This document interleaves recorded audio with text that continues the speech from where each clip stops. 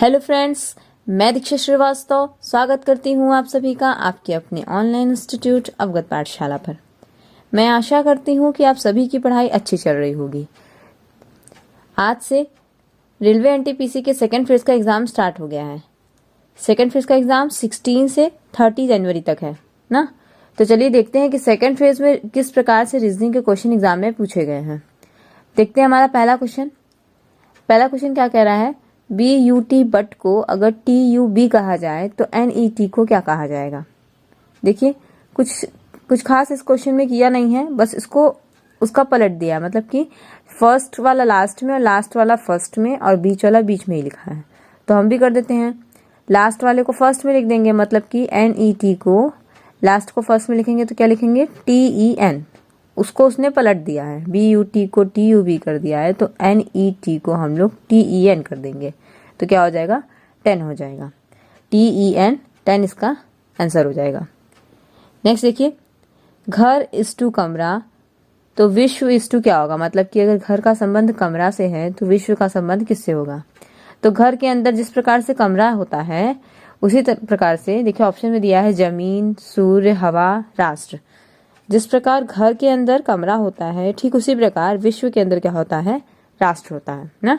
विश्व में कई सारे राष्ट्र हैं। चलिए नेक्स्ट देखते हैं।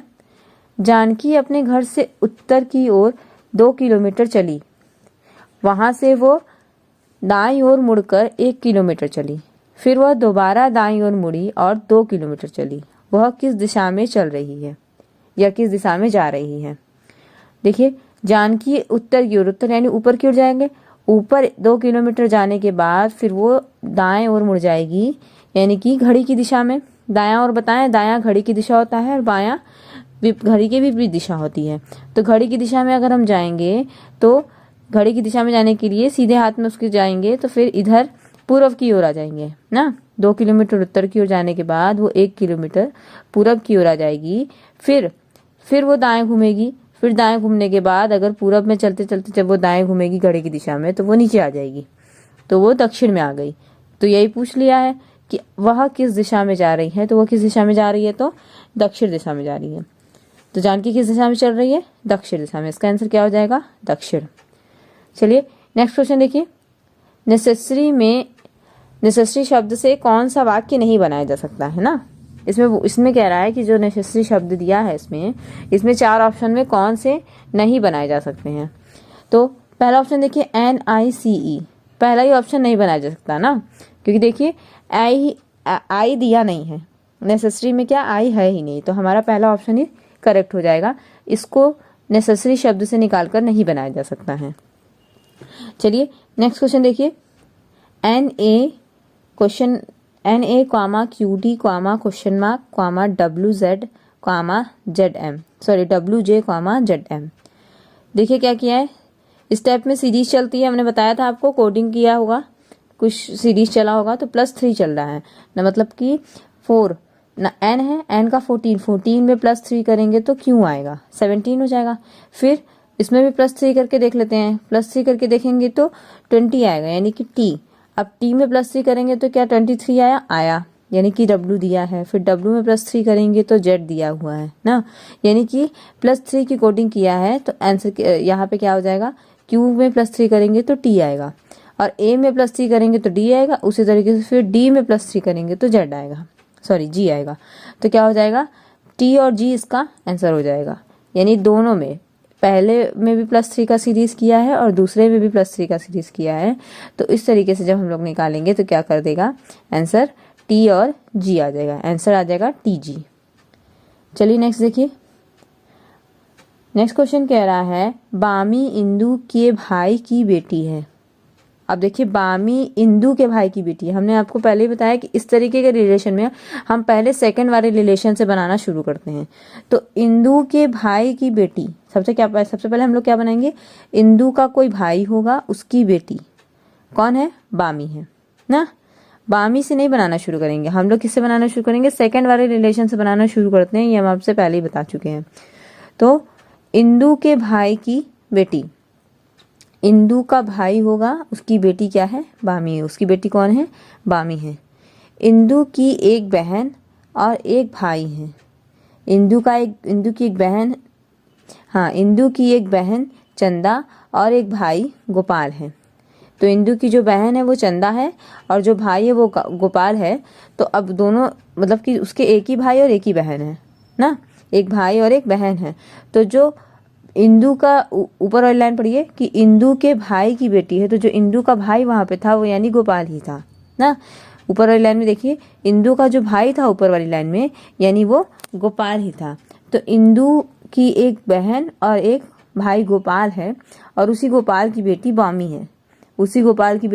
बामी है। तो बामी का गोपाल से क्या संबंध है, साफ साफ समझ में आ रहा होगा आप लोगों को। बामी का गोपाल से क्या संबंध है, बामी गोपाल की क्या है, बेटी है। बामी गोपाल की क्या है, बेटी है। आई होप आपको समझ में आया होगा। आप फिगर के माध्यम से देख सकते हैं कि किस तरीके से मैंने क्लियर किया है कि कौन किसका क्या है। चलिए नेक्स्ट देखते हैं। सुधीर कक्षा में ऊपर से 7वां तथा नीचे से 28वां है, तो कक्षा में कुल कितने विद्यार्थी हैं। इस तरीके के क्वेश्चन को हमने इसके पहले भी डिस्कस किया हुआ है कि जब ऐसा क्वेश्चन आता है तो राइट और लेफ्ट को ऐड करके उसमें से 1 माइनस कर देते हैं, क्योंकि एक ही व्यक्ति का दोनों ओर से स्थान दिया होता है। तो उसी का स्थान ऊपर से भी दिया है और उसी का स्थान नीचे से भी दिया है, तो हम दोनों को ऐड करके 1 माइनस कर देंगे। हम दोनों को ऐड करके 1 माइनस कर देंगे। हम दोनों को ऐड करके 1 माइनस कर देंगे। तो जब दोनों को ऐड करेंगे तो 28 और 7 कितना हो जाएगा, 35। 35 में जब हम 1 माइनस करेंगे तो आ जाएगा 34, यानी कि 34 हमारा आंसर हो जाएगा। चलिए नेक्स्ट देखते हैं। नेक्स्ट क्वेश्चन कह रहा है 28, 4, 65, 5, 126, 6 क्वेश्चन मार्क। ध्यान से देखिए इसमें क्या किया है, स्क्वायर करके एक जोड़ दिया है। 3 का स्क्वायर 27 प्लस 1 28, 4 का स्क्वायर 64 प्लस 1 65, 5 का स्क्वायर 125, 1 मिनट, हाँ 5 का स्क्वायर 125 प्लस, नहीं देखिए स्क्वायर नहीं किया है, क्यूब किया है ना, स्क्वायर नहीं किया है। 3 का क्यूब 27 प्लस 1 28, 4 का क्यूब 64 प्लस 1 62, 5 का क्यूब 125 प्लस 126 प्लस 1 126। तो 6 का क्यूब क्या हो जाएगा, 6 का क्यूब होगा 216 प्लस 1 217। आंसर क्या हो जाएगा 217। सबका क्यूब किया है ना, स्क्वायर नहीं किया है, सभी का क्यूब करके एक जोड़ दिया है। तो 6 के बाद क्वेश्चन मार्क है, तो हम भी क्या करेंगे 6 का क्यूब 216 प्लस 1 217। चलिए नेक्स्ट देखिए 1 1 4 8 9 क्वेश्चन मार्क 16 64। देखिए इसमें क्या किया है, स्क्वायर भी किया है क्यूब भी किया है। 1 का स्क्वायर 1, 1 का क्यूब 1, 2 का स्क्वायर 4, 2 का क्यूब 8, ठीक। 3 का स्क्वायर 9, तो 3 का क्यूब क्या होता है 27। फिर क्या किया है 4 का स्क्वायर 16 और 4 का क्यूब 64, यानी कि 3 का स्क्वायर किया है। अब हमें 3 का क्यूब करना है क्वेश्चन मार्क के प्लेस पे, तो क्वेश्चन मार्क के प्लेस पे जब 3 का क्यूब करेंगे तो आ जाएगा 27। क्या आ जाएगा 27 आ जाएगा, यानी आंसर क्या हो जाएगा 27। चलिए लास्ट क्वेश्चन देखते हैं। 14 210, मतलब कि जिस प्रकार से 14 210 से संबंधित है उसी प्रकार से 16 किससे संबंधित होगा। जिस प्रकार से 14 110 से 210 से संबंधित है, क्या है देखिए 14 का स्क्वायर करके ना, थोड़ा सा डिफिकल्ट किया ये क्वेश्चन। देखिए ये क्वेश्चन तो है कि मतलब कि जो फर्स्ट फेज में जिस तरीके से रीजनिंग का क्वेश्चन पूछा जा रहा था उसके मुकाबले सेकंड फेज में जो सीरीज के क्वेश्चन आ रहे हैं, अभी तक जितने बच्चों से भी हम लोग एनालिसिस करा पाए हैं, जितने बच्चों से भी हम लोगों ने क्वेश्चन डिस्कस किया है, सभी यही बोल रहे हैं कि क्या कर रहा है कि सेकेंड फेज में रीजनिंग के क्वेश्चन में जो सीरीज का क्वेश्चन आ रहा है वो टफ कर दिया है। वो जिस लेवल का फर्स्ट में दे रहा था उस लेवल का नहीं दे रहा है, ठीक है। तो सीरीज के क्वेश्चन की थोड़ी प्रैक्टिस आप लोग जरूर करके जाइएगा। तो देखिए ये भी थोड़ा सा आपको सोचने वाली बात है कि इसमें क्या किया है। देखिए इसमें क्या किया है 14:210, तो मतलब कि 14 का स्क्वायर करके 14 जोड़ दिया है ना। जितना स्क्वायर आएगा जिसका जो लिखा है 14 का स्क्वायर करके 14 ही उसमें ऐड भी कर दिया है। तो 14 का स्क्वायर कितना हो जाएगा, 14 का स्क्वायर हो जाएगा 196 ना प्लस 14, 196 प्लस 14 कर देंगे तो 210 आ जाएगा। इसी तरीके से 16 क्वेश्चन मार्क है, तो 16 का स्क्वायर करके 16 जोड़ देंगे हम लोग, तो 16 का स्क्वायर हो जाएगा 256 और 16 का स्क्वायर 256 प्लस 16 हो जाएगा, जोड़ देंगे तो 272। कितना आ जाएगा 272 आ जाएगा, यानी कि आंसर कितना हो जाएगा 272, यानी कि 272 हो जाएगा। कितना हो जाएगा 272 हो जाएगा। ठीक है, क्लियर। आज के क्वेश्चंस को आप समझ पा रहे हैं, तो मैं आशा करती हूँ कि आज के बताए सारे क्वेश्चंस आपको क्लियर होंगे। और इस तरीके के ही क्वेश्चन, थोड़ा सा जो सीरीज का है थोड़ा टफ करके पूछ रहा है, तो सीरीज के क्वेश्चन को आप लोग थोड़ा देख के जाइएगा। स्क्वायर, क्यूब, प्लस माइनस सारे पैटर्न जितने भी हो सकते हैं उतने सारे पैटर्न्स को आप चेक करिएगा। और घड़ी, कैलेंडर, ये सारी चीज़ें, ये इसके फॉर्मूले जो हैं वो आप लोग अपने थोड़ा सा रिवीजन करके ही जाइएगा।